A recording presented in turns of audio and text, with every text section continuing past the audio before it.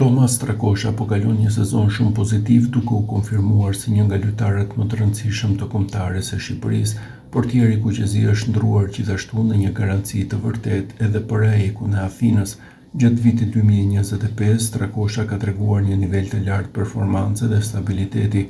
Ai e ka mbajtur portën e paprekur në 22 ndeshje. Këto shifra janë arritur në 44 takime të zhvilluara gjithsej.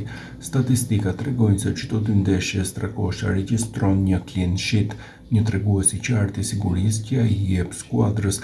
Reagimet e tij vendimtare kanë shpëtuar skuadrën në shumë momente kyçe dhe ai është dalluar për pozicionimin dhe leximin e lojës. Gjithashtu, qetësia me këmbë ka ndihmuar ekipin në ndërtimin e aksioneve nga prapavia.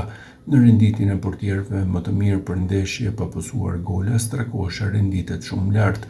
Vetëm Trubin, Donnarumma dhe Kobel kanë bërë më mirë se ai. Kjo e vendos shqiptarin në një elitë portierësh të futbollit evropian.